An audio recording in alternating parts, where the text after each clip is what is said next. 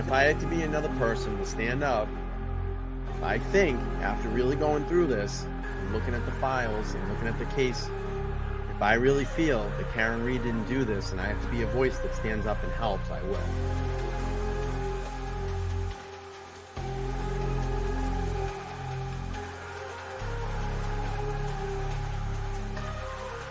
We're expecting to learn more about the allegations against the girlfriend of a Boston police officer who was found unresponsive in the snow Saturday morning. I-Team sources say Karen Reed was in a relationship with John O'Keefe. She's facing charges including motor vehicle homicide and manslaughter. We're the only ones fighting for the truth of what happened to John O'Keefe. And me and my family and my attorneys and my team have marshaled every resource to get to the truth. Just feels like no one else wants it. Now, just be clear, you didn't do it. We know who did it, Steve. We know. And we know who spearheaded this cover-up. You all know. And no, she didn't do it. No, she didn't do it. This is an innocent woman. She didn't do it. I tried to save his life. Yeah. I tried to save his life at 6 in the morning. I was covered in his blood. I was the only one trying to save his life. Why'd you admit to it? She didn't admit to it. She didn't admit to anything close to that. Nothing close to that. And you should know that. That was like 3 or 4 times she admitted to it. No, she didn't. That's not true. She asked a question. She asked a question, which is very different. She didn't admit to anything.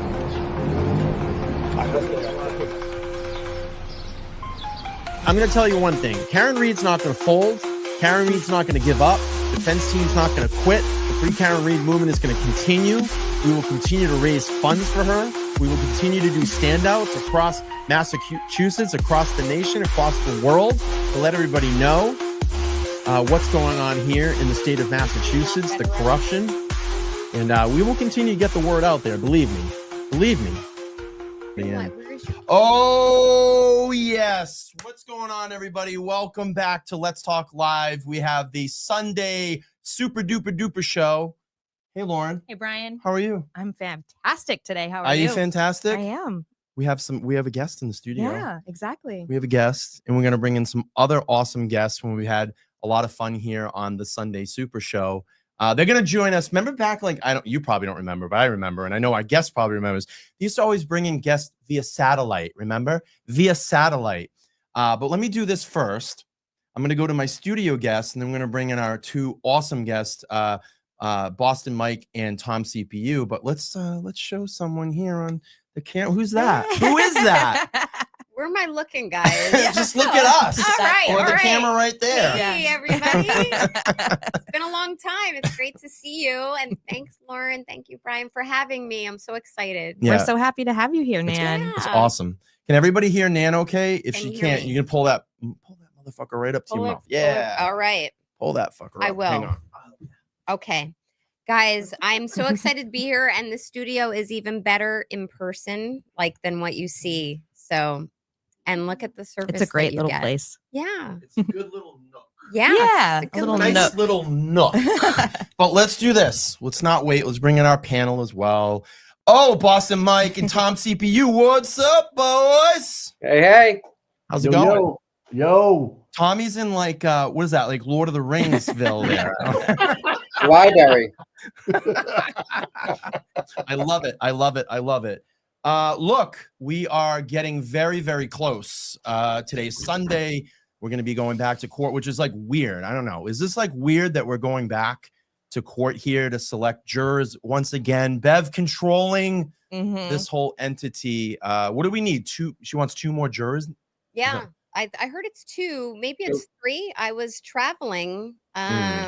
Came from a little place called New Jersey on Friday, but I thought I had heard that she wanted, or there was going to be 2 more, but maybe 3. Yeah. It's always good to have a buffer. Sorry to bring up the B word. No, I'm glad that you brought the B word up because I haven't been down there yet, and I want to get Tommy and Boston Mike's take on the buffer zone. What is going on down there? Give us the skinny, Tom. What the fuck, right? It's an epic disaster, Brian. You're gonna go down there and you're gonna be like, this is pointless. You can maybe see her come around the corner and walk up the sidewalk. She'll turn around and wave. That's it. You can't see her face or anything. So you're not anywhere near the church like we were last time. No. If you go to the church, you can't even see her coming into the she's too far away with the intersection. Oh my God. You're beyond the church, Brian. Way back, way past. And there's no crosswalks down there, nothing. They just if we all went down that end of town, there'd be a problem. Wow. So what are they saying? What happens if you come into this buffer zone when you're standing out there? Are they warning people and telling people like you can't be down here? Yep. That's what's going on. Arrested. I got my one and only warning. First thing Monday morning, I can't be in the buffer zone. So I can't even walk through it. Barbara says, Nan, I love your t-shirt. She's got her Not Better t-shirt on today. Thank you so much. The merch that Free Karen Reed supporters send me is unbelievable. Yeah. And this particular supporter, I did pay for a bunch of shirts from her because they're so soft. Yeah. Like I like a soft t-shirt, but yes, I am Not Better. And thank you. That's awesome. That's awesome. Mikey, what do you think? What do you think? You think this is going to happen? The trial's going to happen this week or what? I think we start Tuesday. Tuesday? Yeah. I really do. Yeah. Wednesday at the latest, but I think they get at least 2 or 3 more on Wednesday, and we're kicking rocks on Tuesday morning, I hope. Yeah. We waited long enough, you know? And Tom's right about the buffer zone. It is ridiculously far away.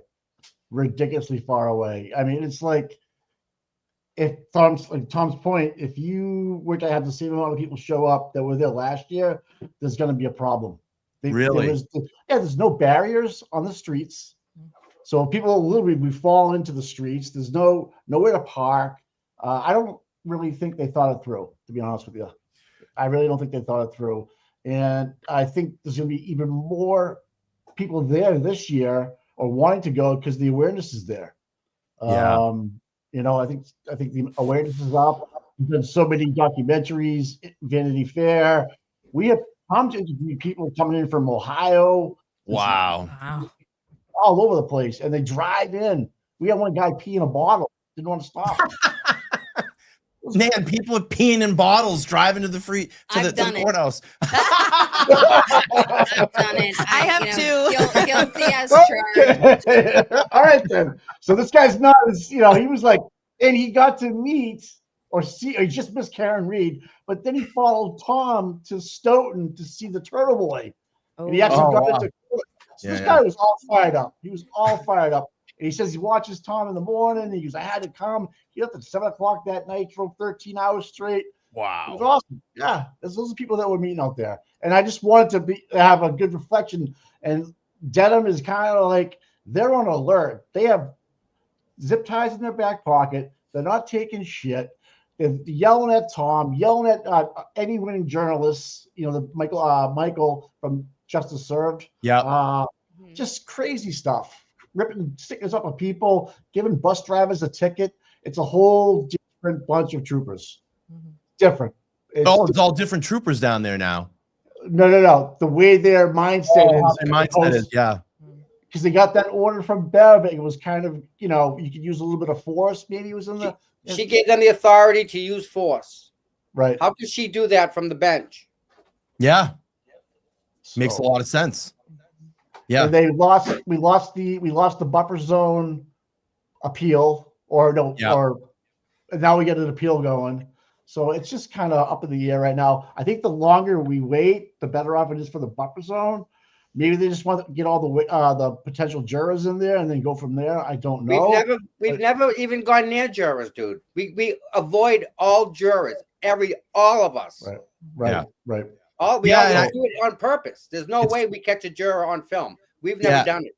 And it's funny too, because I remember when Tom and I, during the first trial, Nan, Tom and I went down to kind of explore the neighborhood that's behind the courthouse, because a lot of old buildings down there and a lot of history down there. And Tom kind of took me for the dime tour, but we specifically made sure we didn't go anywhere near the jury bus, like any of that. We stayed out of that area and just like walked around. But the scary thing about it is like anybody could have just walked through there. There was no, right, Tommy? There was no one around, no security, nothing. Didn't I hear you say recently that you and Mazza were out there and at some point there was like an inadvertent viewing Yeah. of like a jury bus or something like that, where you were like, oh, yeah, like you when know. like we turned a corner, yeah. and we were like, oh, like we can't be down here, and we Right. literally just detoured and walked in the opposite direction. The only thing that really annoys me about,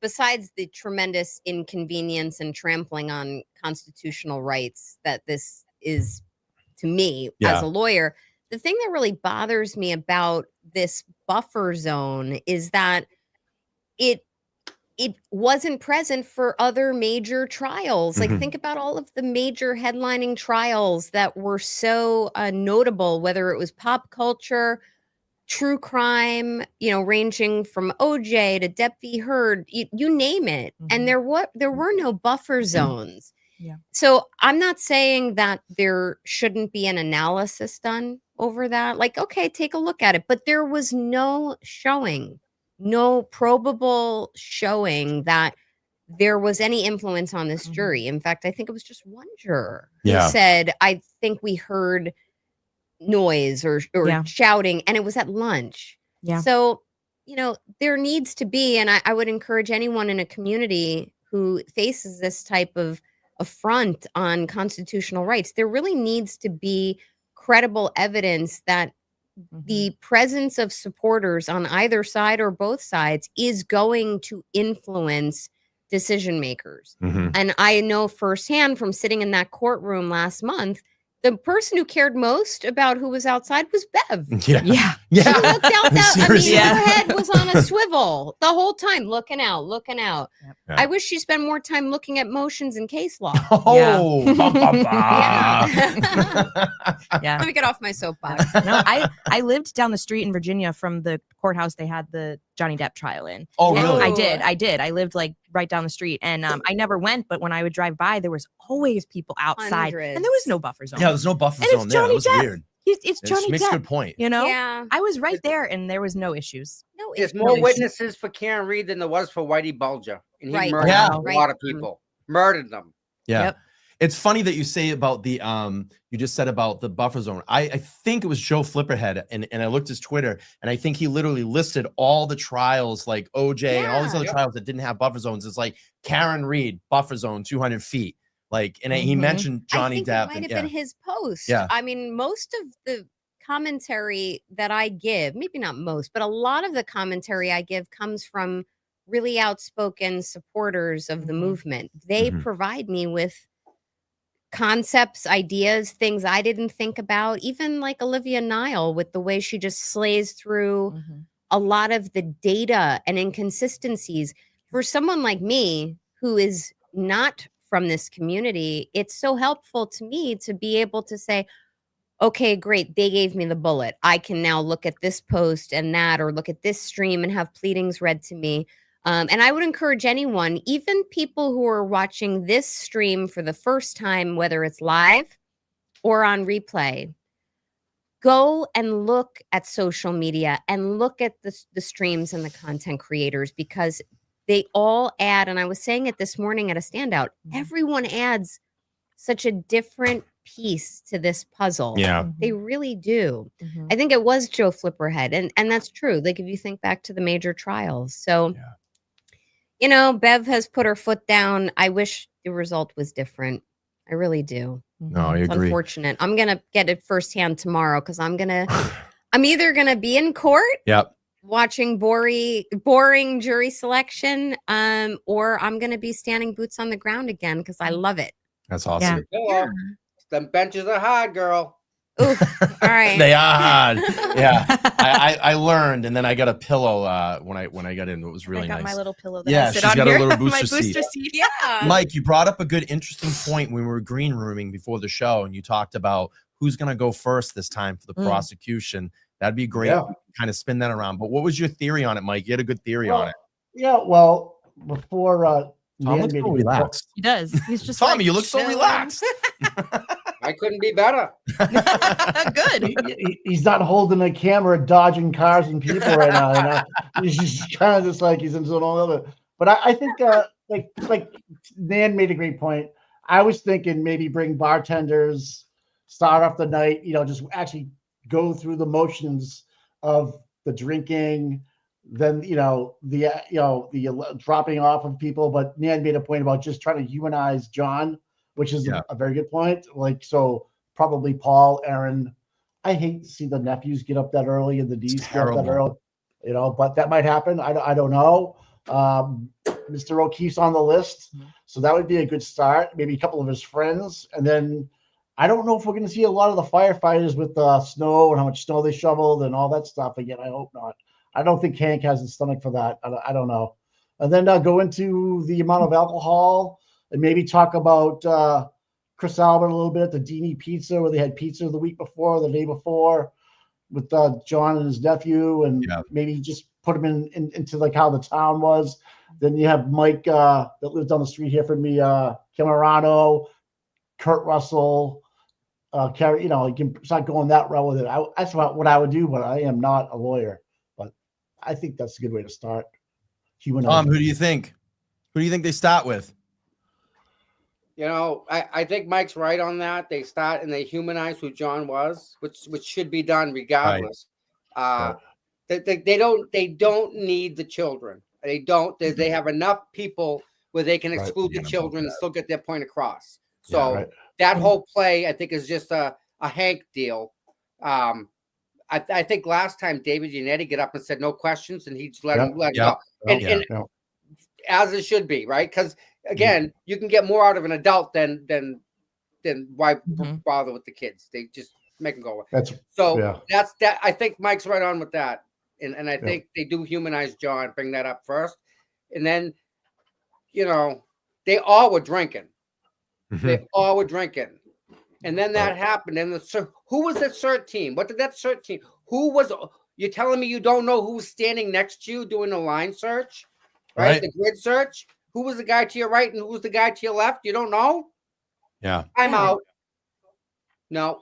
If I find out that Canton police, after they recused themselves, went back and did a line search with them as part of the evidence collection team, that's pretty bad. Yeah. Nan, what do you think about the kids? I don't like it. I don't like it at all.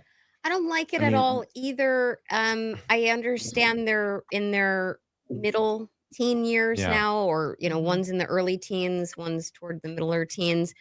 I don't love it. Admittedly, and I don't think I'm alone, I don't know everything that they were asked about in 1.0. Dribs and drabs have come out, and I haven't gone back to look at the tweet by tweets from the reporters who were in the room. But now that we know that there was some type of manipulation of testimony that Lally was trying to elicit from the nephew, I'm talking for all of you at home about the steak tips incident that Aiden had brought forward. Just the conflating of the story involving steak tips and whether Karen was somehow being aggressive or mean to him while he was trying steak tips for the first time. And lo and behold, it appears Karen has videographic evidence that would show otherwise, that she wasn't being aggressive. She wasn't being mean to him during that incident. And his testimony had morphed during the trial, and because she had to disclose her impeachment evidence beforehand, which is the stupidest evidence rule I've ever heard of in any state. And apparently only 2 states allow this, where you disclose evidence beforehand. But now that we know you have to show your hand before the other side even puts the witness on the stand, I think bringing a niece and nephew who've lost both parents, who then lost, so traumatizing. That to put them through that, and then now you're gonna do that again, and then add that layer, Brian, of like maybe there's a little undue influence over what their memory was, or and memories in all people, but even children, they're fleeting. Yes. So if you have enough people in power, and children, even in their teens, they look at adults as if they are in power. Yes. So if you've got just a little gentle influence from the prosecutor or maybe this police officer or a witness. What do you call that? The Steve Nelson. I forget. Witness advocate. Yeah, witness advocate. He's got problems, by the way. Stay tuned on that. But you have a witness advocate or any adult. I can't see you guys. Stay tuned. It's amazing the stuff people feel the need to tell me. What you got, Tommy? What do you got? Nan is absolutely correct. But when you were talking steak tips, the first thing that came to my mind is the Canton police that was stealing steak tips from the business owner like every day, and then cooking them up at and giving them to the people that were working at the police station. That's unbelievable. You talk about being undue influenced, and a young individual who would live with somebody on the witness list. That's undue influence right there. I mean, why is Jen McCabe taking care of anybody but herself? Why would she have influence on another person in the trial? Jen McCabe seems to be everywhere in this. So if that person's living with Jen McCabe, how much is Jen McCabe influencing that person? Yeah. Now you have somebody who the last person you're depending upon is Jen. Like that's now your person that feeds you, right? Yeah. How would you get again if you're living with her? How can that not be undue influence? Yeah, I agree. I don't know how all your camera system works. If I'm on screen or You're not. on screen right now, and if they can hear me, they can hear you when they're talking though, because I'm like, no, they can hear you. I have to agree. And when you think about Allie McCabe, her parents, both parents witnesses, both parents have their hands all over this. They're the providers. They give her everything. They're paying for, I don't know how old she is now, but they've paid for schooling, college. They give her everything. And when a child, and I'm not a psychologist, but you don't need to be one to draw this conclusion. When a child sees that their parents are so invested in a story, and I'm not even saying that they have to be lying. If you see your parents are like, the guy didn't go in the house, like you're their kid, okay, he didn't go in the house, despite her testimony, which was not that. So I think bringing children into any criminal trial is a very cautious, carefully made decision. Even by the defense, and the defense has identified, I believe, I think they've named Allie as a witness. I don't have the benefit of my notes here. So I don't love it. You're missing the bigger point. Tell me. I think you're missing the fact that Jen McCabe has now control over one of the witnesses they're going to use against Karen. Oh, yeah. 100%. You're absolutely right. Before we get that's wrong. So you're using, that is so nasty of a person to use a child like that just to hide yourself, to protect your little story. I agree. And influence somebody else. Come on. The thing that bugs me about it too is that they brought these kids on the stand and they're taking like, listen, let's be honest here. We all have arguments with our spouse. Yes. We're going to probably have an argument, right? It's healthy actually for a relationship, because you work through things together. But I think what they're doing and what this prosecution has done is they're trying to establish to this jury that this was like this buildup and they were arguing all the time and just trying to really weaponize this to paint Karen as this like awful, terrible person. Dun dun. Oh no, they had an argument. Dun dun dun. I mean, I've had arguments. Like, you've had, you know what I mean? Like we've had argument, right, Tommy? They argued over Karen buying the girl an iced coffee before school because every kid walks into school with a freaking iced coffee. I can confirm that. I work in school. like that. That's the argument over an iced coffee. That's not a relationship argument. That's a bicker argument. That's communication back and forth. It's not good, but it is communication. Yeah. Don't do it to my kid. Don't do it to her. Don't buy her an iced coffee. She did anyway. I told you not to do it again. You did. Well, everyone's got an iced coffee. You're not going to let her walk in without one. That brings up 2 points to me. One is when Alan was giving his closing, and I'm paraphrasing, but he essentially told the jury, like, they got in a fight because she was too nice, you know, over the coffee incident. Like, I love that. That is, I've now had a chance to meet Alan Jackson on a couple of occasions, and that is his personality shining through. But the other point of that also, which Tommy made me think of, is, and you as well, Brian, relationships, it's like you can't just, it's like spinning a wheel and just stopping it. You know, it's the roulette wheel of a relationship. And if you just stop it at a given moment, your relationship ebbs and flows. Yes. Yeah. So if they're bickering over what happened in Aruba, which I have gone on the record saying that's a complete Disaster. It's Do you a think they're complete, gonna go back to that?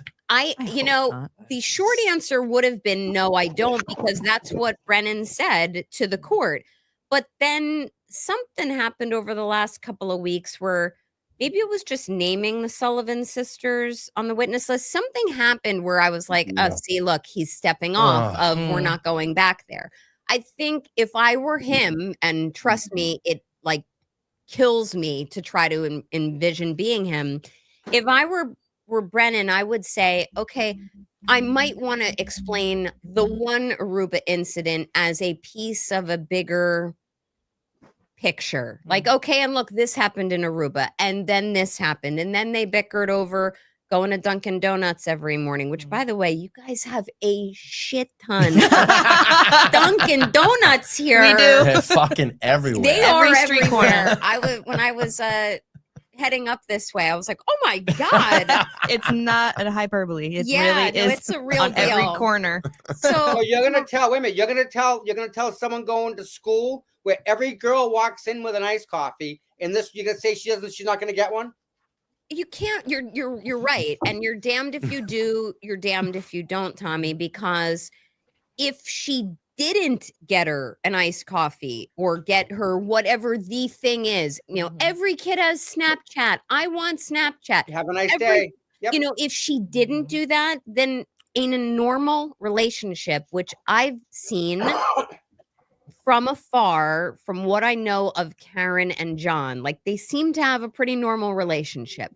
And in a normal relationship, they probably would bicker over the fact that she didn't get her a coffee, an iced coffee every morning. So you just can't win in those circumstances. And then having met Karen and understanding her personality, which exudes in her interviews, I kind of get it. She's like, I'm going to do what I want to do. Like, this is how I care give. I'd like to take her to Dunkin' Donuts or what have you. So if I'd like to see the whole trial without the kids. I don't think it's needed. And it doesn't, unless Brennan pulls a rabbit out of a hat, I don't think it moves the needle or the ball down the line at all. Personally, I don't think it moved the needle at all last time. I think it No. kind of, from the outside, and I'm sure you guys can contest to this. I mean, the local area, all the conversation around here was like, why are you putting these fucking kids on the stand? Yeah. I mean, this is going to scar them forever. I mean, they've gone through enough already, and now you're going to do this and bring them into a trial. And here we are again, where they're possibly going to fucking bring them up on the stand again. I mean, it's disgusting. I agree, Brian. And the other issue with that is my understanding was there was either no or minor cross-examination of them. I think they weren't cross-examined. No, they weren't. Right. Yeah. I think Alan and the team They just said, didn't. no, They kids just are off. apologized But to them, I that's a think. great move for the defense to say, look, we're not going to put these kids through any of this Yeah. stuff. We have more respect for them than that. So you might see this trial with the kids and certainly with other witnesses, those who were not cross-examined before, maybe. Wow. The kids are in a special category. I don't necessarily think you go there, Right. Although there seems to be some misunderstanding on the state tips issue that might need to be cleared up. But those of you who kind of saw Kerry Roberts or the Dighton officer, Nicholas Barrows, who weren't crossed before because favorable testimony either came out or the witness was neutral. you're going to see a difference this time in terms of, well, no, now we're going to get our shot and we're going to, even if there was neutral or favorable testimony that comes out from a witness, and with the mindset that you got to be careful asking a question that you don't know the answer to, I think that the defense is they're going to take more chances this time. They're going to take their shot. Yeah. And they're going to say, okay, well, we're going to question, even to hammer home some fundamental issues. Things like, but you never really saw them fight, did you? Not really. Okay. And everyone's bringing iced coffees to school, right? Right. Like, just gentle cross. Right. There were such normal little things that happen in relationships, like little arguments, little disagreements that happens within families. You could find any family off the street, and if you ask them questions, they would have moments that you could make them out to look really bad. You know what I mean? Yes. Nobody is perfect. And I think they're just exaggerating normal incidents that normal families have. That's why I'm interested, Lauren, in seeing the jury, the composition of the jury, and getting feedback from people in the courtroom about how they perceive the just the nature of a relationship. If they're picking up what Alan and others are putting down, which is it's a progression. No one day defines a relationship. Exactly. I agree. Let me just get to this super chat real quick, and then we'll kind of change gears a little bit. I got some questions that I want to ask everybody. So on top XX, thanks so much for the $2 super chat. Says great vibes in this group. Love to see it. Thank you so much. Yeah, I love doing this. This is so good. So good vibes. So obviously we know that the investigation has been completely botched into all of this. We just saw recently the Canton audit, and even those two young lads said that there wasn't proper protocol, there wasn't procedure. They broke many procedures when they first came across this crime scene. We've had Todd McGee on the show. He's walked through all of this. He said this even before this audit came out. The most crucial moments were, tape off the scene, make sure that you're getting proper photographs, make sure you're not letting potential witnesses walk away into the fucking house. We just let people walk away, and I've said this 1,000 times, I've watched cops long enough over the last 20 years. What is the first fucking thing they do when they get on scene and people start wandering off? Hey, come here. Yeah, you Come stay here. right Where there. you going? Where you going? So we just let Jennifer McCabe walk off. And, so I find this all interesting. And, my whole thing this time around, and I know that Tommy and Mike, the last time they were on the show, we talked a lot about this, is that attack this evidence collection, the way that things were, collected, not done through policy and procedure correctly. And I think that the defense has a huge window of opportunity to exploit a lot of this stuff. I'm going to go to Mike first. What do you think, Mike? You think we have? Yeah. I think reasonable doubt is so vast in this whole trial. At every point of cross-examination or direct the defense has, you just hammer home, that's reasonable doubt in your, dissemination of whatever your argument might be. So you can't you can't tell me with 100% certainty that's what happened. No, I can't. Oh, that right there, my friend, is reasonable doubt. And I think that wasn't talked about enough. Like, you can't, to get to certainty that it happened in this case, I can't see it happening in anything they've done, especially not going to the house, the taping of the scene. I mean, even Officer Ray going for the wellness check, that whole thing was never, he never got cross-examined. Who sent him there? How long were you there for? I don't know. And the other thing too is Helena Rafferty's going to go on the stand. Right? We got Helena Rafferty, and you got Deputy Chief is being called. So we have a lot more people and questions to be asked that are going to raise more reasonable doubt, especially Helena. You're going to expose her ability to run a team, to make sure everything's tight, and Kevin Albert going to be on there, and why did you pick Katie McLaughlin up, and all these other things that didn't come out last time. More pictures of Katie McLaughlin. I mean, go after them. Obviously, we talked about Officer Barrows. He wanted to talk. Yeah. He wanted to talk more. Obviously, I think spending more time on Allie might be beneficial for the Yep. defense. You know, I kind agree. of understanding why she brought a dog to Canton PD and so forth, and who else was with you? Was there anybody else with you? The one thing that really bothers me is that Auntie Bev let in that text message with Colin that didn't have any metadata with it. Yeah. That screenshot. Yep. The Right, screenshot. that bothers me to no end because it was just to save his ass. Mhm. That was the one thing they had to save his ass. But I think they can get around it. What else do I think is going to be big? I mean, the Sullivan girls are on here. Julie Nagel will be interesting. Yeah. We'll see if she wavers. More content for Mike. Yep, more content for me. Yeah, we're gonna have to see how Julie Nagel weighs in. Sorry, I watched way too many of Boston Mike's tweets. Stop it. That Stop was it. good. That Oh, was boy. freaking good. They come for me, Tommy. They come for me, and I'm sick of They it. deserve it. Nope, they deserve it. I'm not saying they don't deserve it. 100%. And Oh, the that other was one, good. the other one that's Oh. very interesting is Kathleen Prince from the Mass State Police. She wrote a report when she interviewed some McAlberts. It never got brought to light. She had never got taken to the stand. It was pro-defense. Mm. So that was interesting to me. Courtney Proctor's on the list. Oh yeah. Mhm. Courtney I mean, is the wife or the Wife. sister? Sister. Courtney is the sister. She's the Sister. sister. Elizabeth is Yeah. his wife. Elizabeth They're his both wife. on Yeah. it, I believe. Yeah. Mhm. Okay. Right. All right. So that's just Former teacher. to me. There's like 10 people right there. I just probably Oh rattled yeah. off.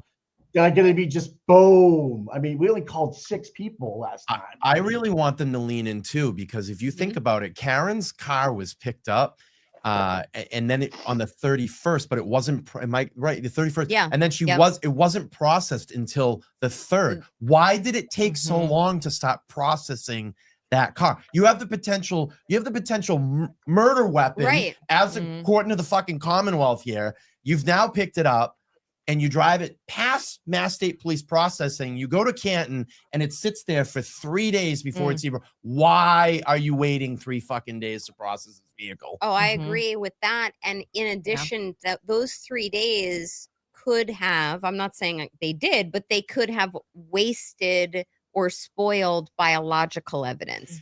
And the biological evidence that it didn't spoil is a magic hair. Yeah. Yeah. That and survived. a little bit of touch DNA Right. on a tail light that is of a car where the decedent or victim lived with, for all intents and purposes, the defendant. So like his DNA should be on that car. Mm-hmm. So that 3 days is something that's very notable to me. And I'm sure it violates a protocol. Todd McGee may have something to say about that. Yeah. And isn't it strange? When did Jennifer McCabe turn her phone over? It was on the 3rd. 3rd. Yep. Oh, how it all lines up and how all that's all strange. And there's more, which we all know, but it all lines up. The 3rd of February, 2022 was a very notable time period. But then let's not forget, Jen asked, according to her testimony, whichever officer, can I remove the text messages with my kids? Yeah. So I don't know how many children they have, nor do I care. I worry for all of them if those are your parents. But you get sorry. I get a little spicy in the studio. We have spicy Nan for today. Sunday afternoon. But honestly, like I look at it and I go, why does she get to ask for any favors or accommodations to remove evidence?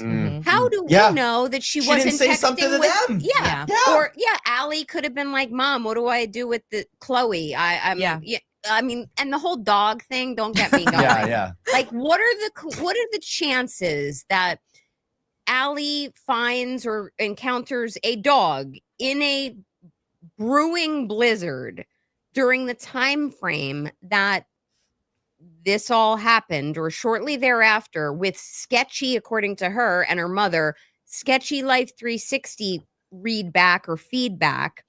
And then a dog gets brought to the police station. Like, and why? Yeah. It just sticks out like a sore thumb. So I call BS. And I just really don't love that on the 3rd or by the 3rd, Jen McCabe is deciding what content to hand over. It sounds like Higgins to me. Yeah. Let me get to this super chat real quick. $10 super chat from Double Trouble 24/7 says the jury was hung on DUI. Question the bartender on the tall glasses shown in the video. I've only gotten soda in tall glasses at a bar. Booze is usually in a short cocktail glass. By the way, well, when you get Long Island iced teas, aren't those like big? Yeah, I don't see. I'm not seeing your chat because normally I would say what your name is. But thanks for that question. If you're asking me, I don't put much credence into the shape of the glass as being indicative of anything. In fact, like I ordered a Cosmopolitan last night, which notoriously will come in a martini glass, which spills everywhere. And I asked that it come in a tumbler. Yeah. So people have preferences. And it's the little details like that that probably don't make much of a difference. And the other point I would make is I don't think was the jury hung up on the DUI. Like, I mean, they thought this jury, according to Ronnie, just thought, well, they were drinking, and most specifically, Karen was drinking. They were both out front. He was found on the lawn. But it sounded to me that the jury was caught up on the second charge, which I think is it manslaughter and then with lesser included to it. I don't know if I'd hang my hat on the shape of the glass and its substantive value. Yeah. But a good question. Let me just get this in real quick, Tom. Stacy Face Travels, $5. Thank you so much. Says welcome back to Mass, Nan. Let's fucking go. Go ahead, Tommy. If anyone has ever held a glass in their hand, this is how you remove the glass from the whole picture. If you've ever had it in your hand and it breaks, you get cuts. Usually you get cut in your hand. Yep. Did John have any cuts on his hands? Nope. And if it was a domestic violence, when it got to the hospital, they didn't bag his hands. First thing they do is they bag the hands for DNA. Yeah. They didn't do that. Yep. So the hospital didn't follow protocol either. Right. Yeah. So too many people didn't do their job along the way. Oh, I agree. And maybe that's going to be one of the themes, which doesn't even involve third-party culprit, which is why it's nice to have the ability to go third-party culprit, but it's going to be more reasonable doubt. People are not doing their jobs. I got a question about that. And maybe we can kind of talk a little bit about this, because obviously I think in this, I don't want to call, I don't know, is it called like gamesmanship? Yes. You kind of throw things out back and forth. I'm almost wondering they just got up and kind of, they may present it. I'm just taking a shot here just to kind of throw off the prosecution a little bit. And we're going to throw out this third-party culprit. Yes. I believe they will bring some of it in, but maybe they're just kind of throw that out again and where they have to turn now and they go, all right, well, we're going to have to prepare for this, but then they go in a completely different direction. I mean, does that happen? Yes. Stuff like that happen? By the way, it's so great that you brought that up, Brian, because we in the criminal defense field will call it gamesmanship or posturing. And I thought something similar. So it is quite possible that David Yannetti obviously they wanted to preserve the right to pursue a third-party culprit defense. But it is possible that David Yannetti and team threw it out there and doubled down, named the 3 individuals who were wheedled down to 2 as a, wait for it, distractor. So I'm just they are just Nan bombs today. But anyway, just as a distractor, because it will cause the prosecution to waste energy on what do we do if they go at Brian Albert, or how are we going to come and defend? Mike agrees. Mike is Higgins. agreeing. Yeah. So it's great it's kind of like boxing. It really is. And I'm not a boxer, but I know from watching Rocky movies that, every time you're forcing your adversary to swing. And, you know, even if they miss you, they're expending energy. If you can cause Brennan to expend energy thinking about what you're going to do with Higgins or what you're going to do with Brian Albert, and then kind of go down those little rabbit holes, the what ifs, and then you kind of step off of it a little bit, then you've done your job as a defense. I hope I said prosecution before, but, you know, as a defense, you want to make sure that you are wearing your adversary out. And I have a feeling that Brennan is going to get worn out with a lot of different witnesses. Yeah. He doesn't have a great temperament to me. Yeah. It's funny, and Olivia Niles in the chat, she says, as a decoy, I was thinking this possibly, Nan. So Olivia's kind of been mulling that around too. It's Brian's idea. But yeah, Olivia, it's great. I think a decoy, a Trojan horse, if you will. Yeah, and right there, and here we go. In Limine says, Limine Pickett says, the art of war. That's literally what it is. Yes. Pick it up, get the Cliff Notes, read it. You know? I think it's great. Listen, there's more evidence for a third party culprit than there is for what they're trying to charge her with DUI. Everyone said she was sober that night. They interviewed everybody. She was fine. Not one person said she was drunk. The only thing they have is a receipt that she purchased 9 drinks, right? The glass, throw that out. There's more evidence for the third party than there is for what they're charging her for. And I think if Hank Brennan sees that, he's going to try and shut that avenue down. And I don't think he can. I think that's a really good point, Tommy. And also I have a theory, which I can't fully flesh out with your audience, Brian, but I have a theory that there's a way that the defense in closing arguments can compare the conduct of Karen to the conduct of Higgins. So I'm holding Colin aside because if I have to see another one of Joe Flipperhead's tweets, Colin did it. Like, I laugh every day, but hold him aside for a moment because I think he's got dirty hands too. There is a way to strategically compare what evidence has been put forth by the prosecution as to Karen Reed, under which they're asking this jury to find that she is guilty beyond a reasonable doubt, versus the evidence against Higgins or Brian Albert. But in my mind, this is my personal view, I do believe that if one of those two, Brian Albert or Brian Higgins, killed John O'Keefe, whether intentionally or by accident, I feel that it was Higgins, just because there's other accoutrements, if you will, that go along with it, such as motive, right? I've always thought it too. Motive means opportunity.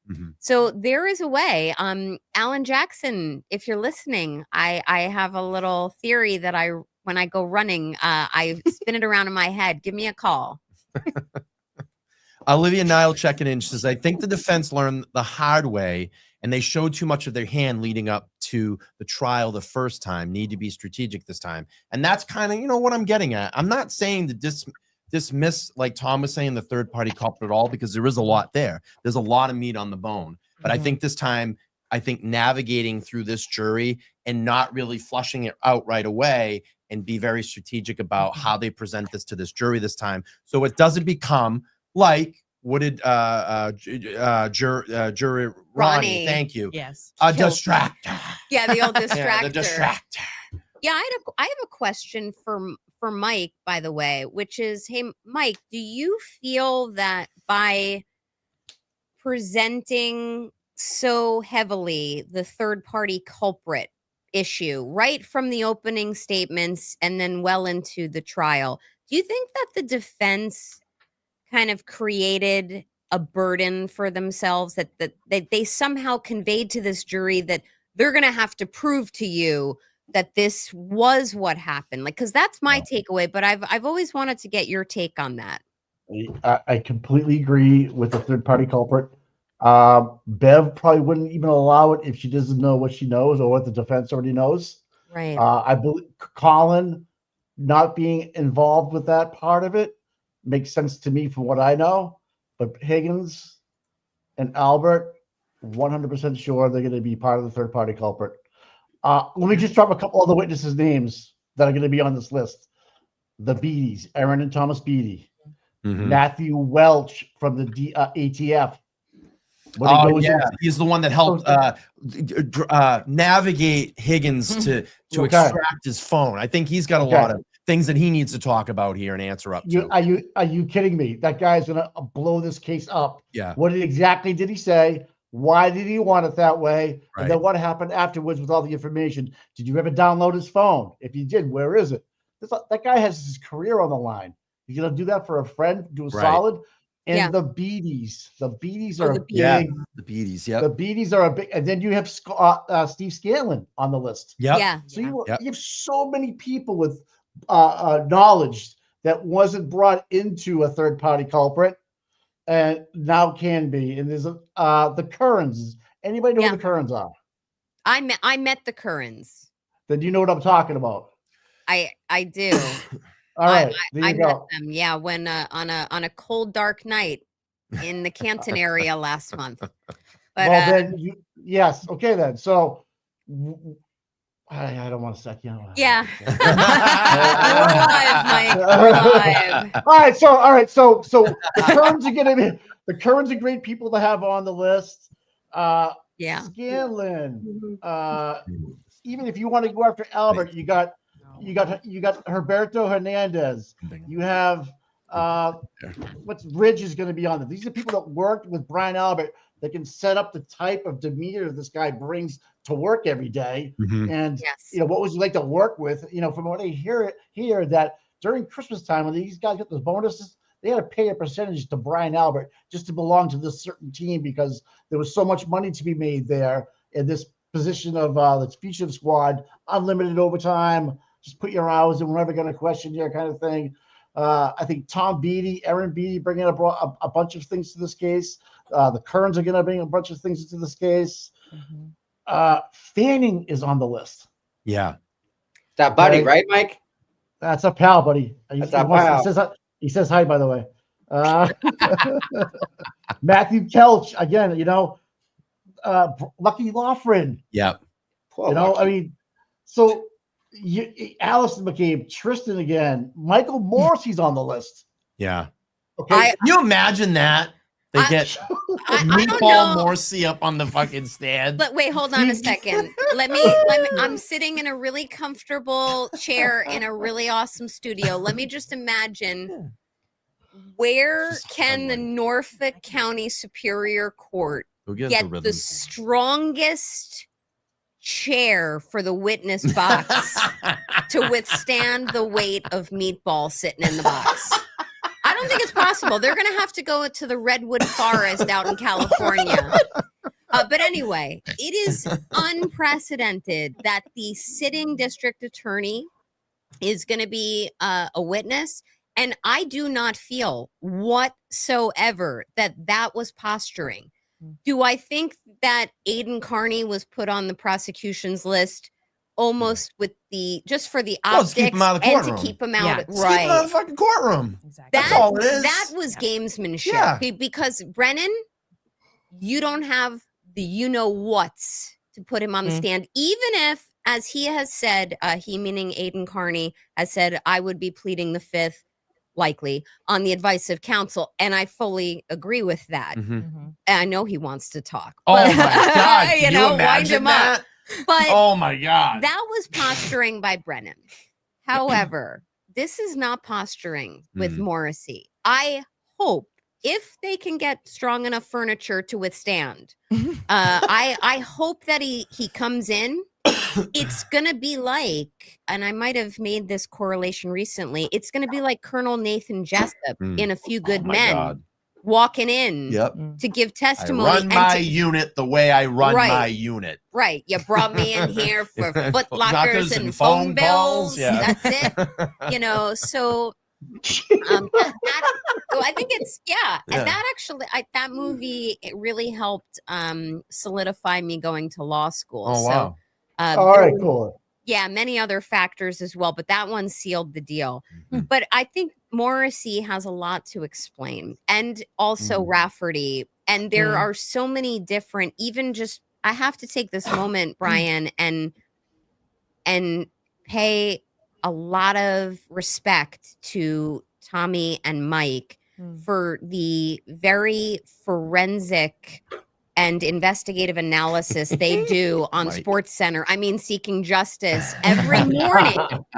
Because I love their morning show. I can't. Please. Listen. I love it. They know that. I'm always in the chat in the morning. What I do, I turn it on, and I sometimes just have it in the background. Sometimes I chat, but it's always in the background in my morning routine. And I'll get in there and pop in and chat once in a while, or I'll jump on the panel really quick. It's the I same. love their show, and I love that they established it. And look, I think to me, it's a great show in the sense of you got Tommy that's running around with the camera everywhere. You can see everything. I love it. And like Mike is like home base. And I love that. I love it. You got Mike like leaning into his microphone. We got to get you a new mic, Mike. Mike. And Tommy, It just has to be moved. And Tommy, I don't call you Tommy Two Phones. I call you Tommy Two Hearts. Oh. Because you are like, you're the best. He's a good you dude. really are. But your forensic, both of your forensic, like really grassroots analysis of little key things that are going to matter for cross-examining some of these witnesses, like Colleen Crawford and Fanning, all of the business information that you two have just kind of uncovered, whether on your own or brought this information brought to you from other people. And then you put out a very informal call to action and other people start researching. That's how the sausage gets made. That's how a community interweaves and builds together.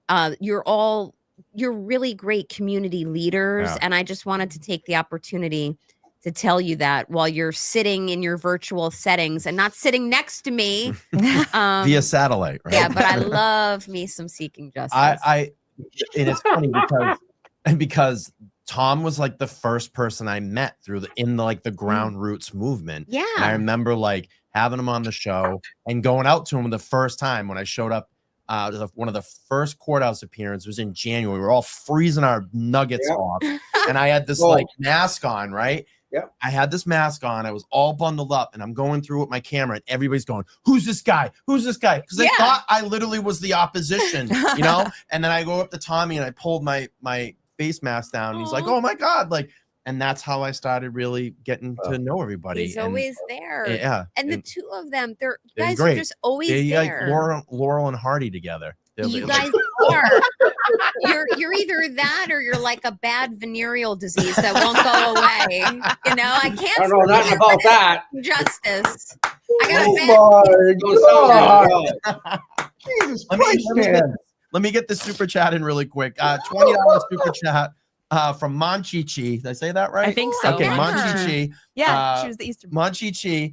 Awesome standout today. It was a great time meeting Nan and Will today. Great to see Tom and the kids too. I had fun dress up as the Easter Bunny. Yeah, the Easter Bunny. Great show, Brian. Yeah, thank her for being down there today. Yeah. Yeah, I just want to take a moment to advise you. First of all, thank you for that super chat, Munchichi. But also, it took a lot from me to get over my fear of Easter Bunny costumes to go near you and take a picture. Like you approached me and I thought twice about it because I have a lot of creepy Easter Bunny costume memories from like forced parental pictures when I was a kid. But you are the sweetest, and I want to say keep showing up. And as cold as I was this morning at Legacy Place, I almost put your costume on because it was cold, and I actually did freeze my nuggets off, Brian. So, Leona, I want to just pull this up and just going back to what we talked about here a minute ago. So Tom always goes everywhere.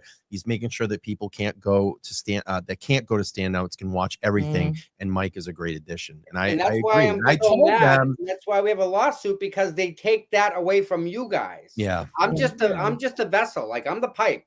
Everything's flowing through me and it goes downhill. I'm not down there and I'm not up there, but they're taking that away from me. So now I can't I can't bring you guys what I'm used to bringing you guys, seeing and hearing.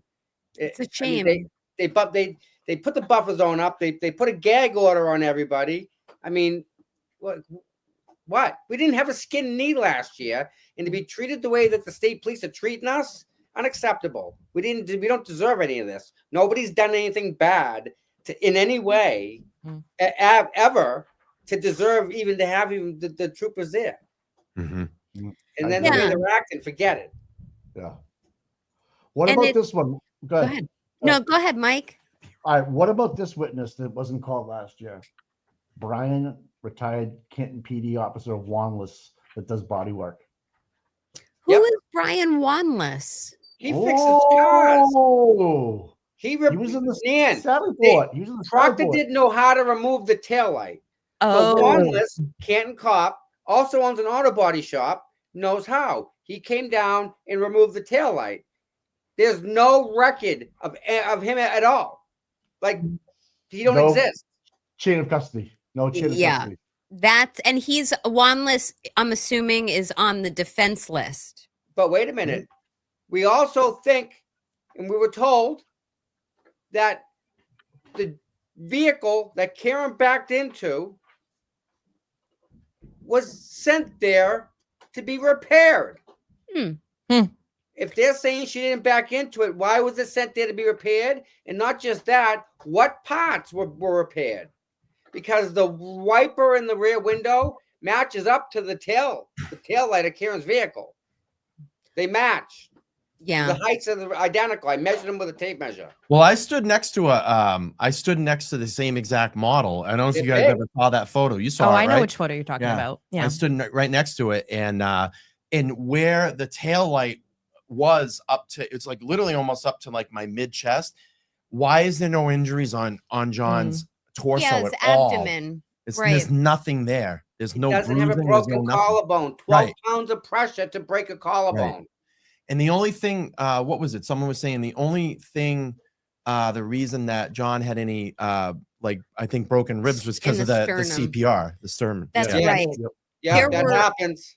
There was evidence on his body of life-saving measures at the sternum level, and I think on the you were mentioning hands earlier, and I think there were signs of IV placement. The fact that, and this is just another point that goes back to what you were saying before, which is, how's this trial going to be a little different? They're going to give Scorty Bello, the medical examiner, a harder time with the equivocal nature of her opinions, meaning the defense got some nuggets from her.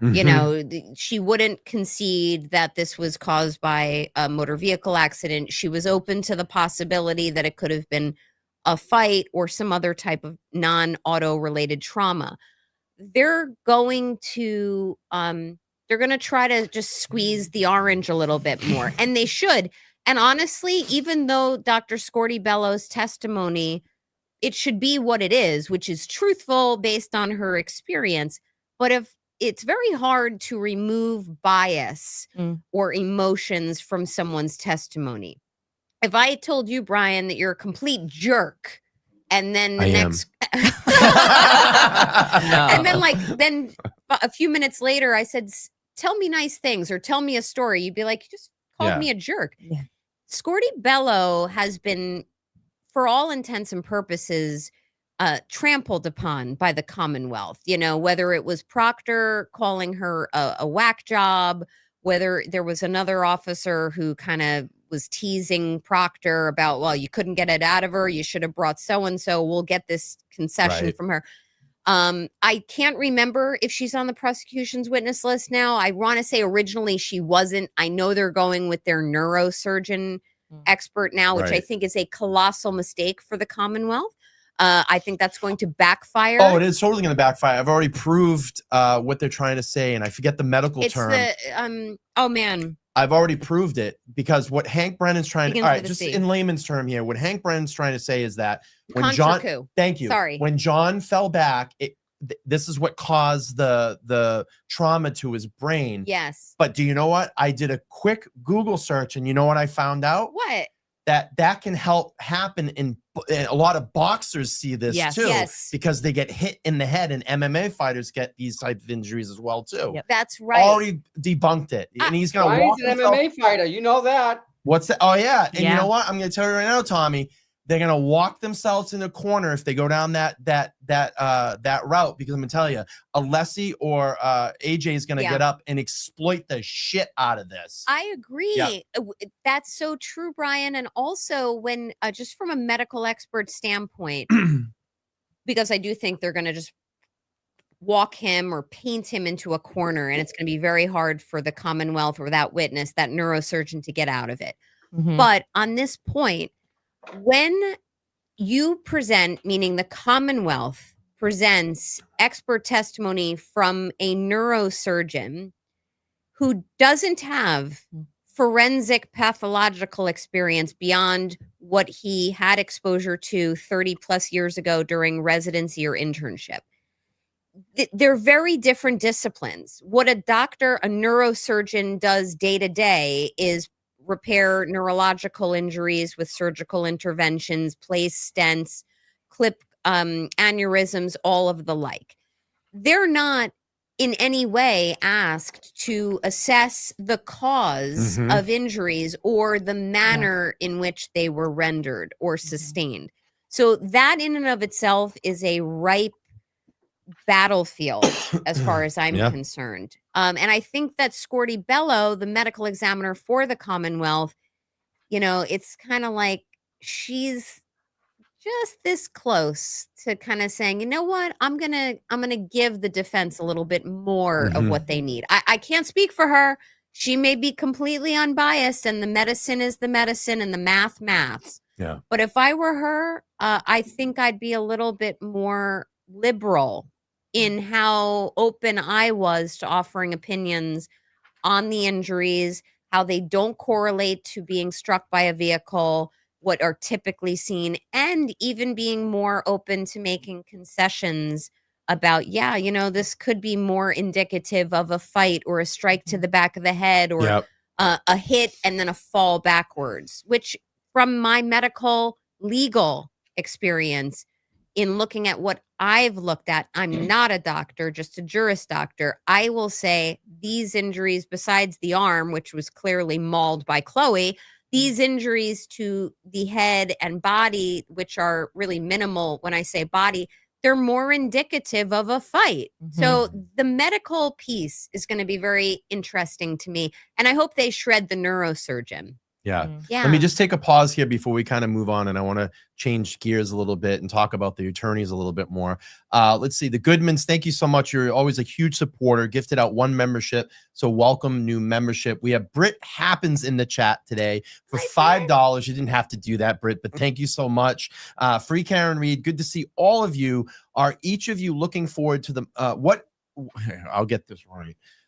What are each of you looking forward to the most in the argument questioning starting on this Tuesday? Let's just pause on that and we'll go back to it. I just want to get a couple of more of these out of the way. Britt. Yeah, Donna, thank you so much for gifting the 1 membership. I appreciate that. And then Britt became a new YouTube member of the channel, so she's supporting the LTL platform. Thank you, Britt. You're so kind.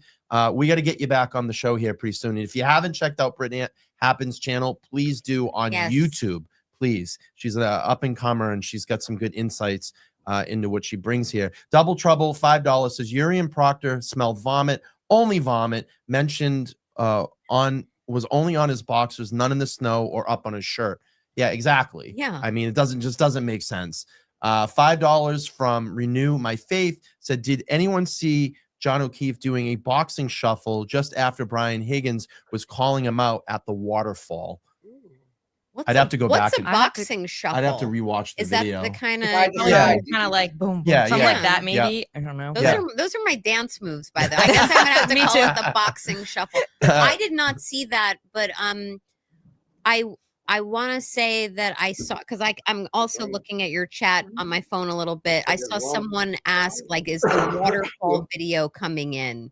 And I'm sure it will. Yeah. Like, the defense only showed part of the story last time. Right. Now they're gonna, it's balls to the wall. I think it's all hands on this time. They're Yeah. just gonna. Honestly, I think Karen Reed's defense team was a little nice last time. Yeah. I don't think they're gonna be so nice this time around. Yeah, That's the and vibe I'm getting. And I get the sense that they felt, and this is not a fault of theirs, the defense team felt that this is so self-evident that it's really evident that that she didn't do it and he wasn't struck by a car, that they just didn't fight too hard, because you don't need to overfight. They didn't underestimate what the task at hand was, but if you can get robust cross-examination of witnesses, which they did, they could get so many morsels out of just cross-examining Commonwealth witnesses, and then just call a select set of your own witnesses. That's a home run for a criminal defense attorney. They are not messing around this time. No, it's going to be much more. I think all the detailed. gloves are off. I think Alan is being lofty if he thinks he can present all of these witnesses in 2 weeks. He had said, I think I'll need 2 weeks, Your Honor. I think it'll be, for the defense piece, it'll be longer than that. And I believe all of you can then anticipate, as most of you already do, Bev's going to get her boxers in a bunch at the end of this trial, because she'll want to hurry it up, rush, and how many more questions, and, finish up now. That's improper. But at the same time, it will have to see how the pace of which Brennan questions witnesses. I can pray, I hope that it's much more efficient than Lally.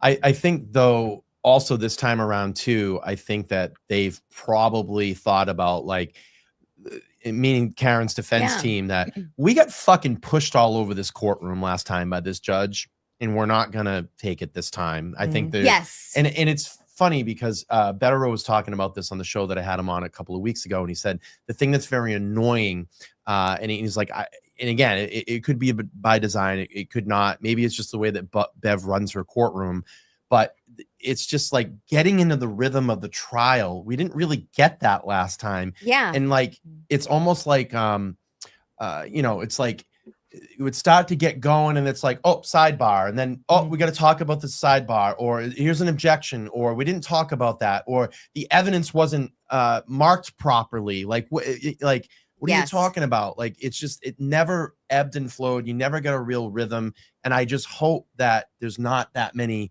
distractions this time around, and they get into the flow of the trial. I agree. And I heard Betterow say that, and nothing's worse for the jury to have a trial go in fits and starts.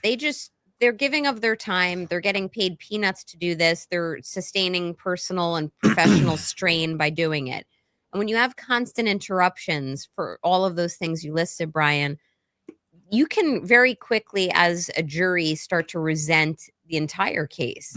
And that doesn't always end well for the prosecution, or it doesn't end well for the defense. They just might get annoyed, which is why I did disagree with, I think it was Carl Steinbeck. I saw the body language in there. Did you? Yes. At points, like, the jurors, when Lally, and that's the thing that was so fucking weird about it, is you're sitting there and you're watching the jury, and you're watching how they're responding to Jackson or Yannetti Karen's team, and then you're literally watching them when Lally is talking, and they're fucking just like up in, they've checked out when Lally, and then Jackson's talking, and they're like back, and it was looked like a tennis match. Yeah. Right, Tom? I mean, you sat in there, Tommy, right? Yep. I mean, and I was like, I got out of there and I was like, oh, this one's in the fucking bag. Like they're like, there's no way. I mean, they're seeing through all this shit. And then it was like mistrial. I was like, what? Yeah. Don't know where that came from. Yeah. And we saw the jurors taking notes. Yeah. They were like this with Lally. Oh my God. And then with everyone else, they were up adamant, like they were in their seats waiting.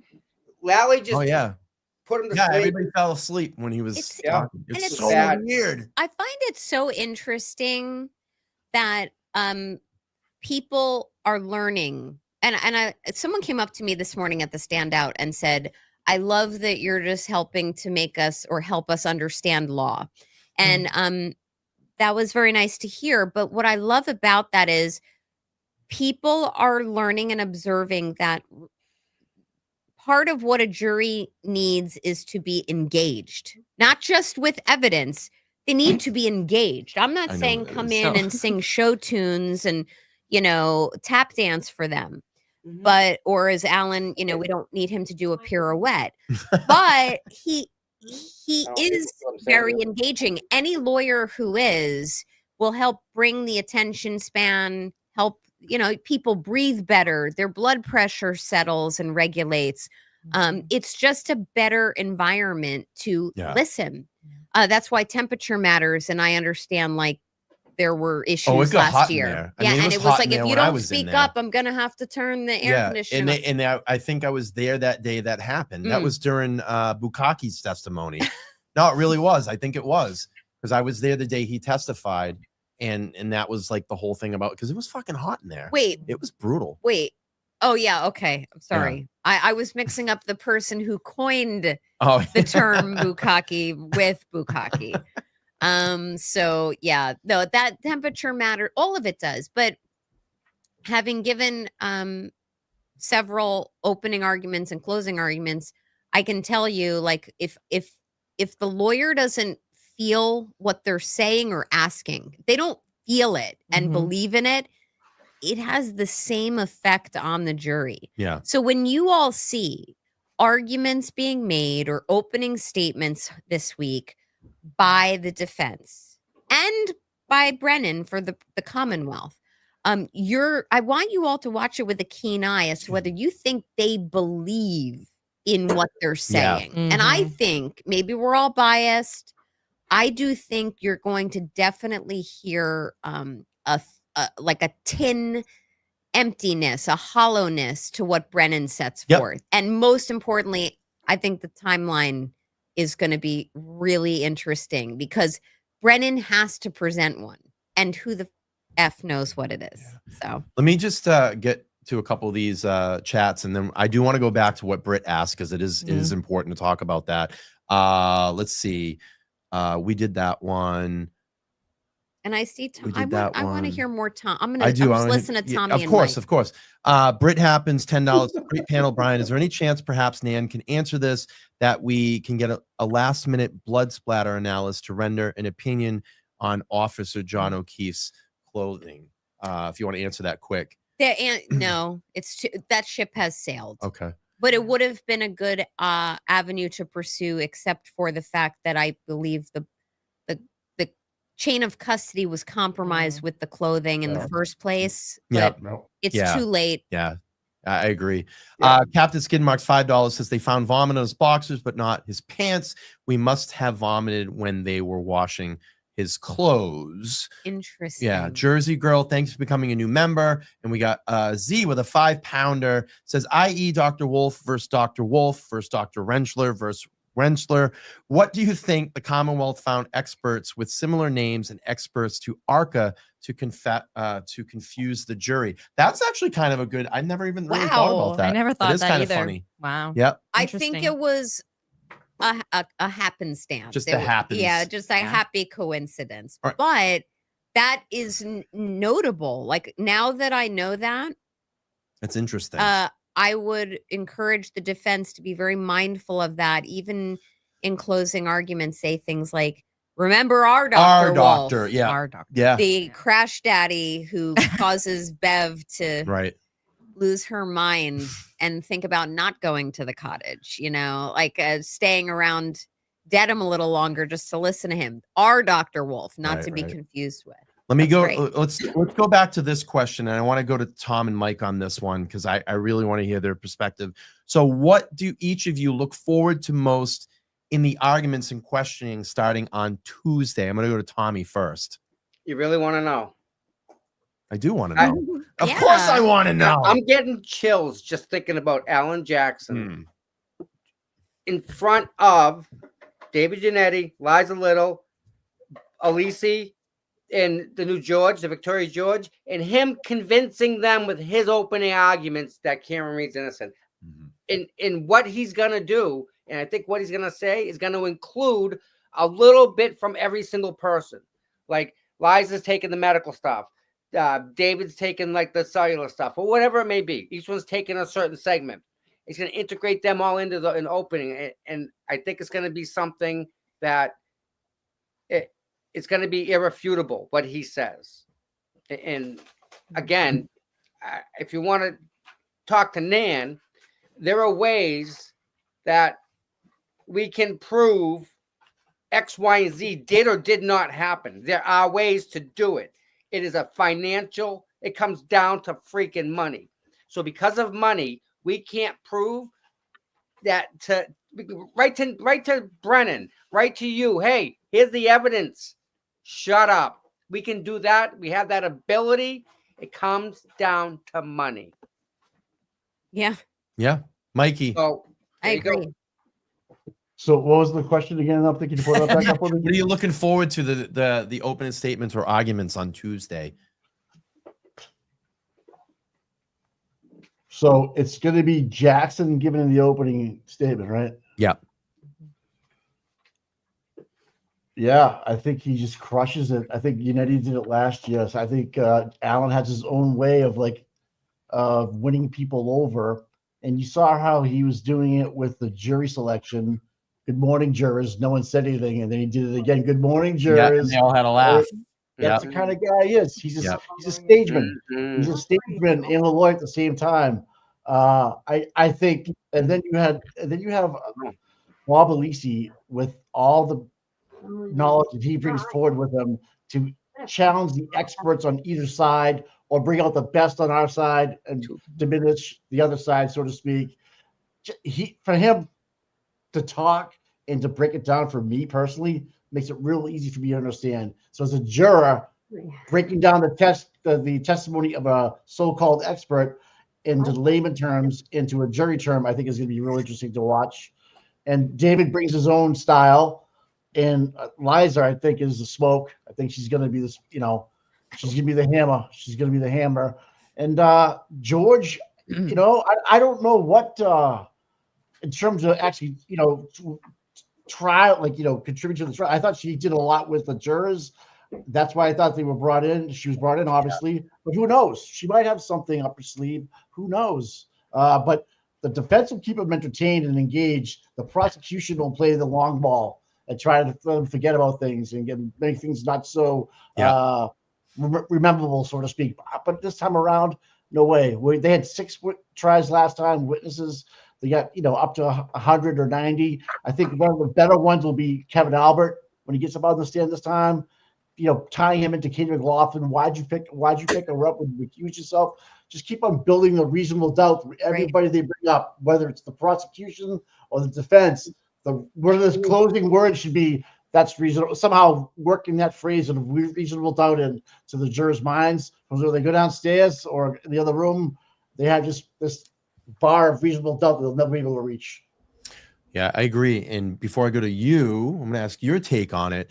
But I went back and I did an analyzation of the opening statement and closing argument. David Yannetti, opening statement, closing argument, Alan Jackson. Do you know how many times that they said reasonable doubt in both of those statements? Combined? I counted it. 10. 5. I was gonna say like a dozen. So Mike says 5. What do you think? A dozen. A dozen. What do you think? 10. Tommy?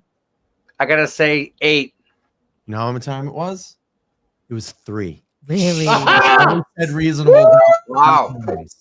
Wow. And it was at the very, very ending of their presentations. Did you watch them and count it yourself, or do you put it into AI? No, I watched it and we did it with the audience. We went through I just recently did a live on that, and I literally went 1 and I was making little hash marks.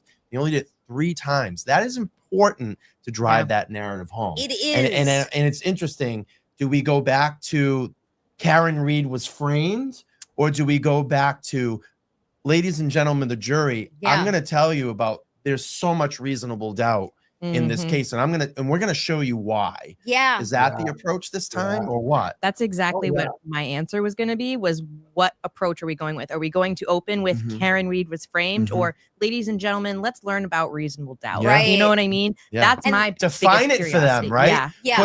Put it on a what do they call it? A chalk. A chalk, Mhm. and show them this is what reasonable doubt is. And usually, when there's a discussion or description of reasonable doubt, you'll see it in most certainly in closing arguments when they go through the jury charges, as you guys say. The charges. I'm getting there, guys. But this blows my mind.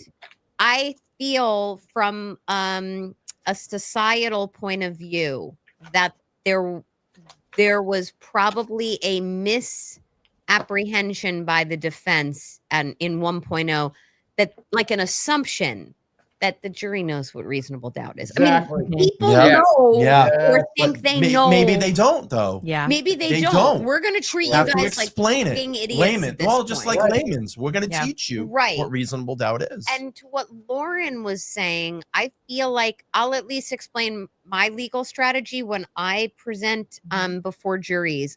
I say something and I step off of it. So an example, and I think that would work for the defense here. So in openings, I would say something like, explaining a little bit about reasonable doubt and the moral certainty standard. But I would say something like, and we're also going to show you there are other people who most assuredly were responsible for doing this, but it's not our burden. Mhm. We don't have to show you that. And we'll lay it out for you to consider. But most notably, you know who didn't consider it? The cops. And they didn't police themselves. Yep. But we don't have to go there because it's up to the Commonwealth to prove to you, but beyond a reasonable doubt, that she did it. And when you juxtapose the two, this kind of goes to that strategy that I was talking about before that I have in my mind.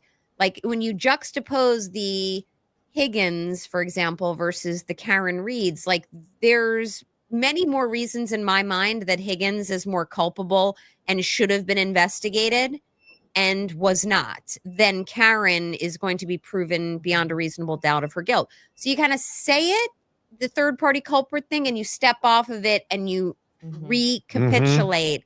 We don't have to prove that to you. So it'll just be like an underpinning throughout this trial. Yeah. That's what I think they should do. I'm extremely excited to hear it. And also I would let you know that it's sounding like I might be hearing opening arguments while I'm driving home. Oh, no. I am all for it. I'm going to be like driving down to New Jersey, like 10 and 2, like, let's go. It's going to be exciting for me. That ride will be a pleasure as opposed to other times. Yeah. Awesome. That's awesome, man. I love that. Yeah. I love it, love it, I'm love it. coming back, Mike. Don't worry. I'm Yeah, coming you back. didn't come back. I need Peaky Blinders to come back. Thank you. Marianne, $5. Thank you. She says, I will lose my mind. Minds, multiple minds. She said, I will lose my minds if the objections sustained start again like Lally. I'm going to tell you right now, buckle up, prepare for it, because you know why? And just like Betero was saying, I think this is just the way she runs her courtroom. Yeah. I was So talking to a lawyer. I would do today. I would do this. I would do this. Remember the movie Philadelphia? Yeah. With Denzel and Tom Hanks. Yep. What did Denzel Washington? Because there was a medical case. It was about AIDS, and no one really knew enough about AIDS and what it can be spread by spit, blood, touching, whatever. It was a big thing. What did Denzel tell the all his defense witnesses? Talk to me like I'm a 5-year-old. Yep, like a child. Oh, yeah. Yep. Absolutely. Yeah. Just do it like that. They won't misunderstand it. They'll get it when it's complicated, because you're going to have some people up there, centimeters, millimeters, 15 feet, 20 feet, this depth, that cold, that temperature, this much snow. The bar glass was this high. The glass was this. Forget about all that. Just keep it simple, stupid. Yep. Yeah, that's like what we what you talked about. We've been say. saying, keep it simple, stupid. That makes me want. Maybe I'll rent that movie later because that's a good reminder to me. Just talk to me like I'm a 5-year-old. And I often say that in my practice, and I try to do that when I speak to people too about complex legal issues. Yes. Most people say it's calming and they like it. Then there's a small subset of people who say I'm patronizing and talking down to people, which I never want to do. So I think that Alan Jackson and the team have to find that right balance for them where they are breaking it down. You know who does it very well? And I'm so glad because this is such a good transition. And I really want to talk about this person, Robert Alessi. Oh, yeah. Does such a good job. Oh, yes. Right? Yeah.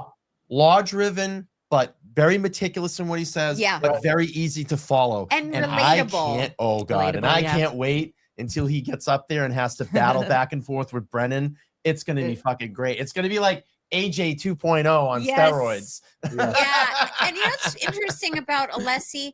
He has such a personality that you would think like it's a surprise to see it, I guess I would say. So when he's dealing with the complex scientific issues and experts, the personality shines through, like the the sarcasm.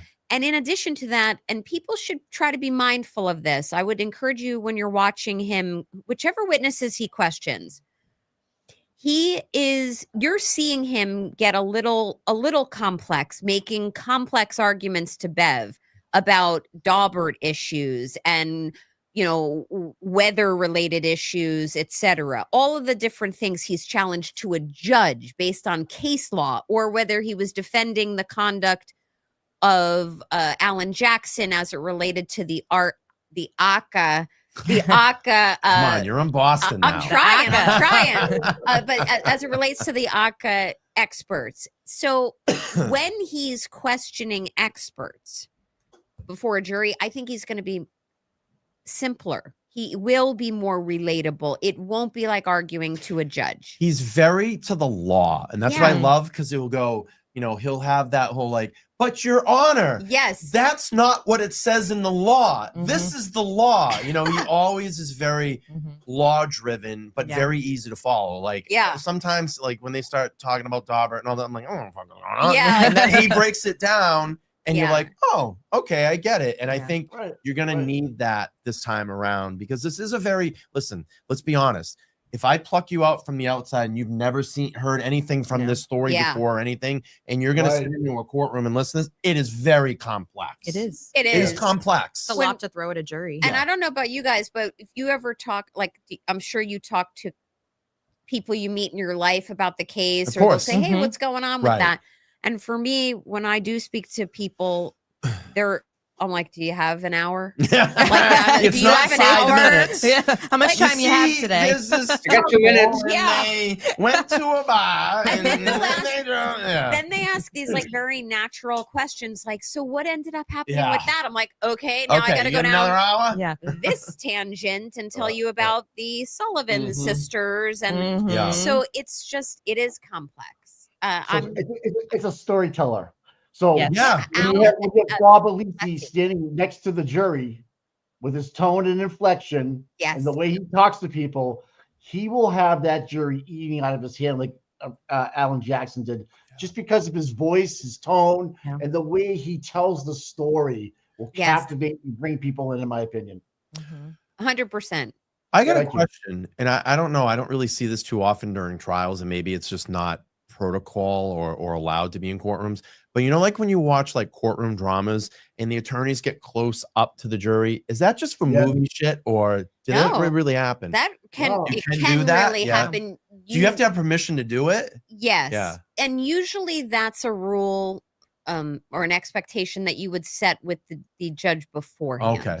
So that always befuddles me, Brian, that they don't maybe Bev met with the attorneys and says, this is how I want my court run.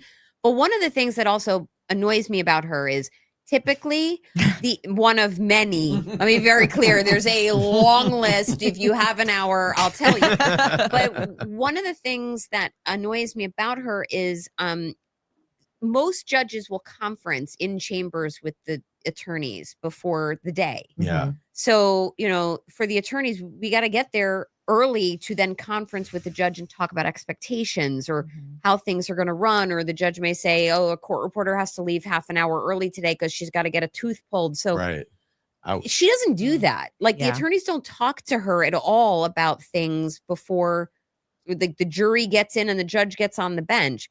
that's a missed opportunity. I know it bothers Betterow as well. So both Betterow and not Betterow feel this way.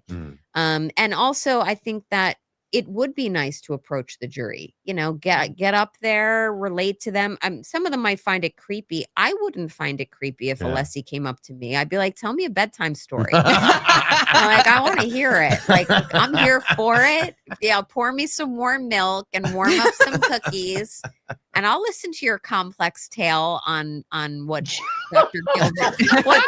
Gilman seems to think is hard as a rock. You've got me. You've got me. Oh, I love it. Man, I love it. Hey, so real quick, why would the prosecution want all the attorneys for the defense on their list for the gag order or for something else that I'm missing? Oh, that's right. Yeah, that hasn't been talked about in a couple of weeks. I think that was because, and I don't think was it all of them. I think it was little. It was Jackson, little. Little. It was Aka, as far as I'm concerned. I think that, I think it was posturing or gamesmanship. I think it was done to kind of threaten and retaliate. Ooh, excuse me. I'm knocking your equipment here. But it's only a microphone stand. Is it? I don't know if it reverberates. Not gonna hurt it. If it was, I think it was done to retaliate against the defense for calling Morrissey as a witness or naming him as a witness. And I think it's related to Aka because they want to be able to, if it comes in and if it's on cross-examination of them or some type of rebuttal, they want to be able to say, but you were paid and you were, who did you pay? And Mr. Jackson, please get on the stand. I want to question you about, when you knew what you knew and what you did and did you pay them?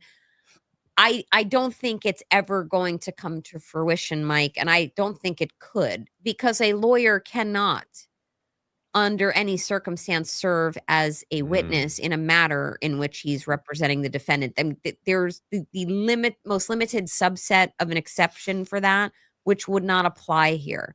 I think it's ACA related. I don't know. We started happening the trial with the Western with what's the actor's name that just got acquitted? Alec Baldwin. Alec Baldwin. Oh, yes. Didn't a prosecutor put herself on the yeah, she's a colossal dipshit. Yeah. Carrie I'll go up there right now. Carrie Morrissey, by the way. Sound familiar? Yeah. I'll go up there right now. And then one more. Natalie the German's going to be called. Is on the prosecution list. Was that just for a gag order? I don't know. Like she's on the prosecution's list, or was she on the defense list? So she's on the prosecution's. I don't know what I think about her. Admittedly, I don't know a ton other than the limited set of things I've heard Aiden say about her. Right. But my suspicion is it was to probably has a gag order relatability to it. I don't know what do you think? It'll be interesting because she was communicating with Karen in the beginning and they got cut off. It was Turtle Boy. Does she have something in her phone? If it wasn't for me, you wouldn't have your first 16 stories. Shit. It's kind of weird. Me. They don't seem to. The defense doesn't seem too concerned about the cross-examine her. And do you really think Hank Brennan will call Aiden to the stand? And if Aiden does go to the stand, it'll be a slam dunk for the defense. They're not calling him. No, I don't think. I don't think they'll call him. I think it was done to keep him out of the courtroom and to stop him from reporting. I don't want to say blogging, but reporting. Thank you. Yep. And also just influencing, because as much as Aiden calls himself a journalist and an award-winning journalist, but a satirical journalist, among other things, I think it's very important for at least me to characterize him in my mind as an influencer. He had and has the ability to influence minds on this subject, the entire subject of the Karen Reed case and others. So I have a feeling that he's never going to be called as a witness. I don't recall if the judge issued a decision. Did you guys see a decision? I don't know. I was just going to ask everybody about that. Have we heard anything yet? Nope. Because literally putting him on that witness list, he should technically be out of the court now, right? He should, but there's not that I don't fucking want him. He needs to be there. Like we need to have him there. I want him in the court. He needs to be there because we need, we need to know what's going on inside that courtroom. Yeah, and also his comedy too, because his faces are great. Oh my god, I love his facial expressions. They're great. I love and even the ones where, I mean, I think some of his facial expressions are quite intentional, but some of them are so purely coincidental, and the way they're just captured or the way their paws framed, I'm like, this is gold. I have a feeling that motion on his sequestration or to remove it is pending still. It is. And it is. It is, Mike. Yeah, it is. Yeah. And if it's still pending, I know that there's been at least a quote precedent set up with Gretchen Voss, who's been in the courtroom. So that's probative to me in some fashion that, well, if she can be in the courtroom and there's no sequestration order, so can I. Now expect, if it matters, a counter argument from the Commonwealth or from Bev herself, who apparently likes to argue for the Commonwealth. But expect a counter argument that Gretchen Voss is not equivalent to Aidan Carney, in that Aidan Carney allegedly had communications of some type of substantive type with Karen Reed designed to show consciousness of guilt or to intimidate witnesses, as opposed to Gretchen Voss. Their phones. Right. And they're like, no. They're kind of possibly apples and oranges, possibly. But I want to say I saw another post, and it might have been from Meredith. In which she also pointed out something in the last few days about the pending question as to whether Aidan would or would not be in the courtroom. And I want to say it didn't have to do with Gretchen Voss, but I don't remember. So you might want to check the tweets from Meredith O'Neill. If I'm wrong, sorry I wasted your time. But this whole case has wasted everybody's time. It has wasted everybody's time. Yeah. It's funny. I was talking to someone the other day that I literally would not think this would have came out of their mouth, and we were talking about it. They went, "Oh, that Karen Reed ID documentary came up. I want to watch it. Have you seen it yet?" And I started laughing. And they were like, "What?" And I go, "You don't even know how close I am to that case." And they were like, "What?" And I pulled my phone out, and I had a photo of me and Karen together, and they went, "Oh wow, you are really close to that case." But it surprised me because of just knowing who this person is and kind of like their politics and their views. They were like, such a waste of time and resources. And I was like shocked. I was like, wow, like even this person that would be so hard to the other side is just like such a time, a waste of time and resources. It's like, wow, like there's a lot of people out there that surprise me. Go ahead. I have a coworker that I recently found out is really into the case, and she went to high school with Karen. Oh wow. And she I went up to her a few days ago and I was like, "Hey, I hear that we kind of know somebody, the same person." She was like, "Oh really?" And I showed her a picture of me and Karen, and she went, "What?" She was like, "You follow that?" She's like, "I'm obsessed with that case. I'm all day long checking the updates." And it's like there's a lot of people that have Karen's back and support her that she wouldn't even know. But I mean, this girl, she went to high school with Karen and she remembered her from all those years ago. It's crazy. Awesome. That's awesome. That's why I try to say to people, keep showing up, because there's so many people like her, your friend, who are into the case. They're wrapped up into it in their own life. Yes. That was don't post about it. Yeah. That was me too. Me. Yep. And people don't know any better. You know, they don't know, hey, okay, I can speak up, or I can go on social media and say something, or I could send an email to a creator. Those are things that can influence things. So as far as when I say keep showing up, guys, I just mean whatever you can do, whether it's tell two people, go on social media, write an article, write a story, tell your kids about it, and see how children who are generally uninfluenced by all of the jaded nature of the world, how they react. Come to Dedham, come to Canton. Stand on a corner with your own sign. Yes. Not near windows with cameras, by the way. But don't do that. You know, get involved even at the simplest of levels. No one expects you to come here, but I have to tell you, it's electric. It really is. Let me just do something really quick. We don't fight in this chat. Okay. I don't want any fighting in my chat. So moderators, if there's someone that's being disrupted in this chat, they need to go. Like this is probably one of the most respectful chats that we have in this movement. And this is going to stay this way. Our mods are awesome. Our mods are awesome. So if I need a mod to take care of a person that's being disruptive, either time them out and they learn their lesson, or they go. And you have the power to do that. I'm usually on top of that stuff, but it's harder when I'm actually on the show. Lauren's so co-hosting. I can't really mod today, but we don't do that here on LTL. You will go. I am the one that causes the shit here on this channel.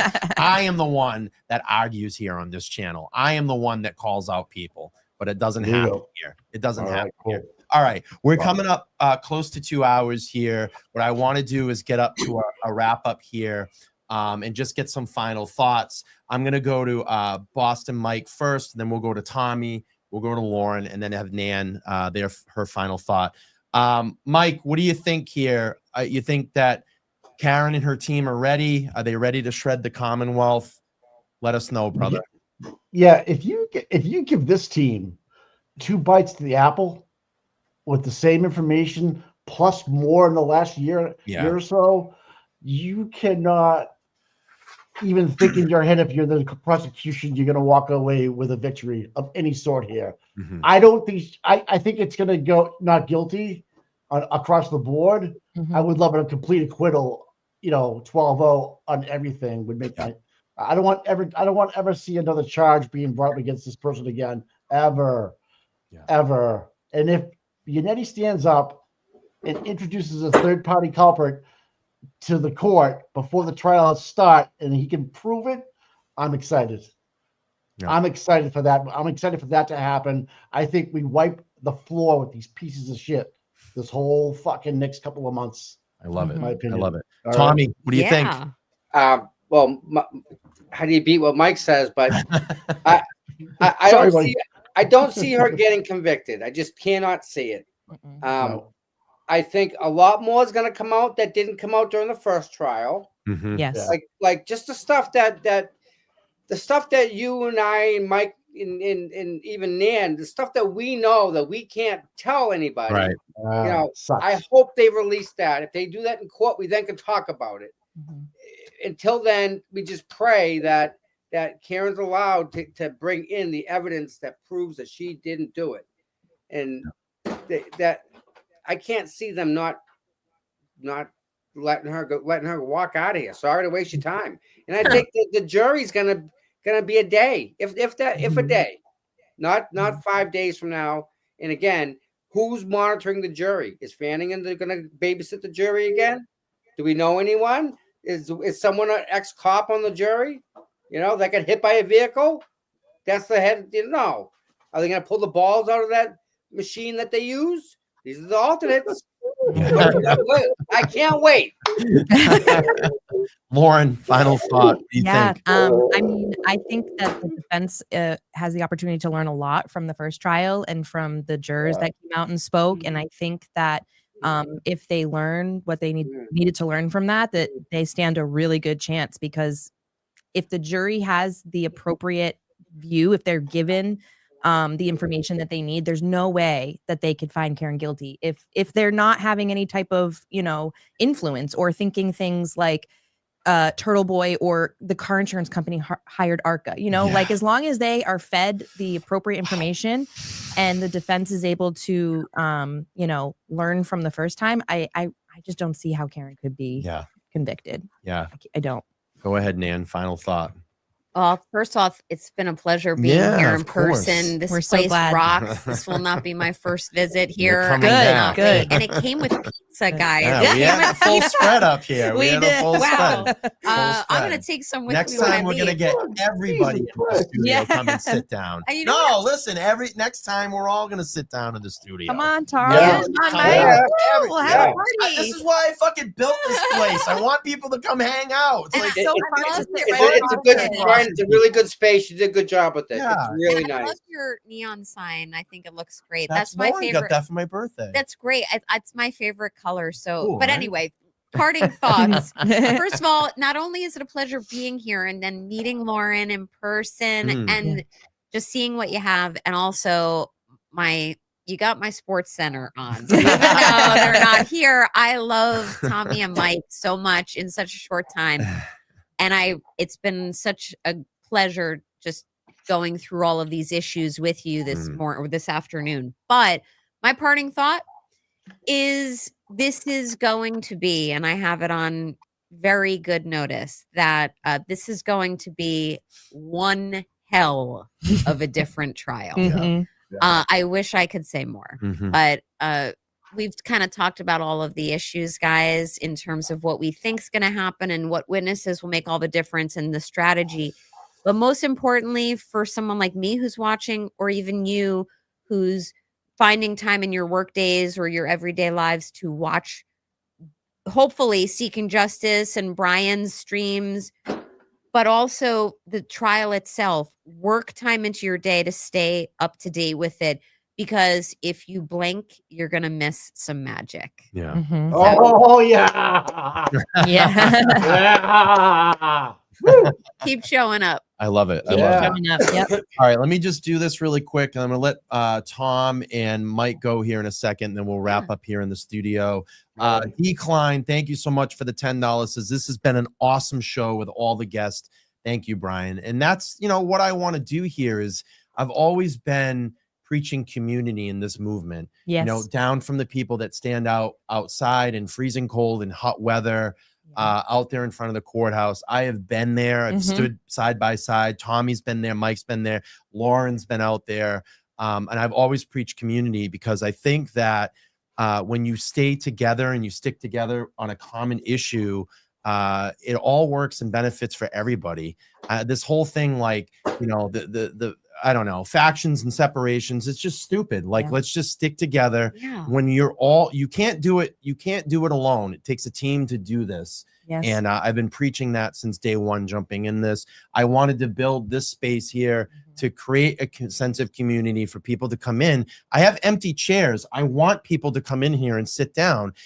Tell me, is this a completely different experience than doing it virtually? Yes. It is. Yeah. And I went from being a viewer to then being on streams virtually with you to now being here in person. And I have to say, if you ever have me on again, I might drive 5 hours from New Jersey. Please do. Just to be here. Come on. It's real conversations take place. Yes. When you're person to person, eye to eye. Yeah. And it's great to sit across from you. If there ever are differences in the movement or the side, people should just keep your eye on the ball. Yep. Yeah. Move forward. Karen Reed is the most important thing in all of this. And she would want everybody to put any differences, if they have them, aside. Yeah. Yep. You all have it's mine from afar, but you all have a collective experience that you need to ground yourselves with. And it's conversations like this that are one very pivotal piece in that recipe. And I'm very happy to be part of that. Thank you. Yeah. No, we all, That's awesome. We do. We all learn, we grow. That's why we continue to do this.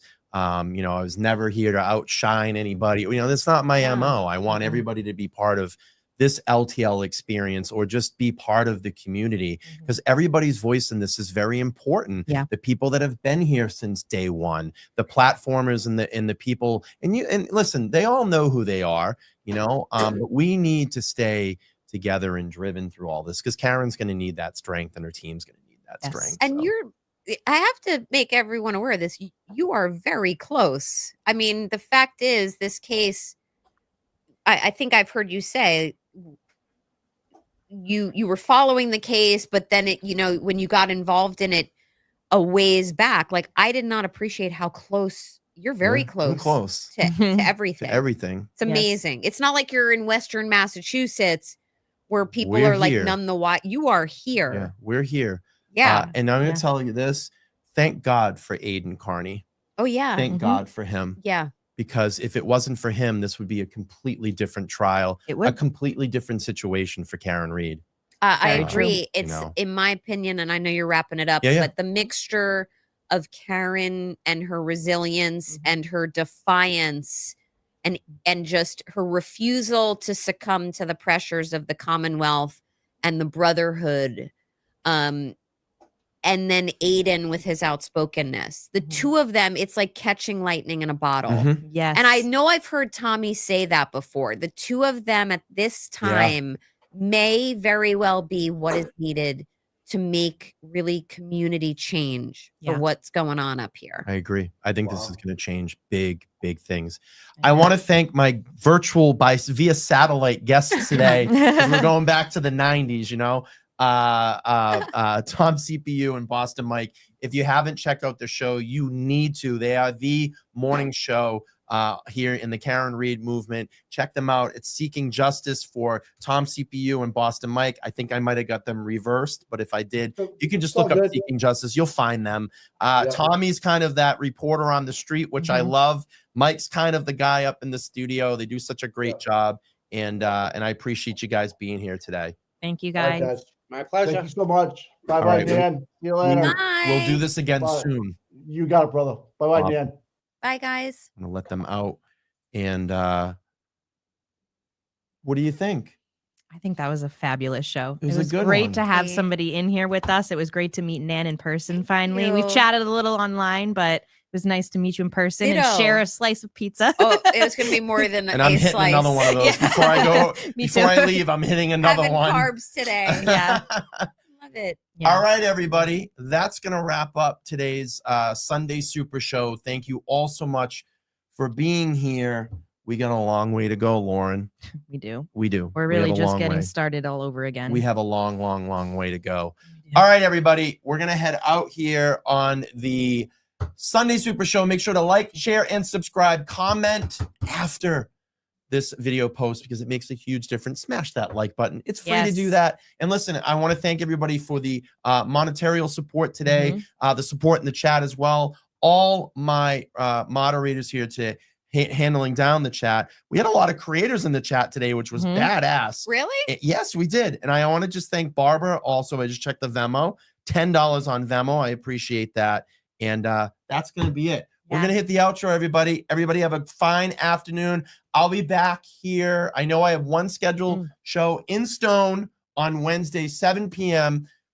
Retired Mass State Police Trooper Todd McGee will join me live here on panel. Also with Brother Counsel, Martin from Brother Counsel. So please join us live on that show Wednesday, 7 p.m. Set your reminders. We'll talk to everybody soon. I actually, really quick, won't be here the next 2 Sundays because I'm traveling. So Lauren won't be here. Yeah. But we're still going to do the Super Sunday show. Of course. Maybe I'll find a substitute guest. There you go. All right. You're replaceable. No, she's not.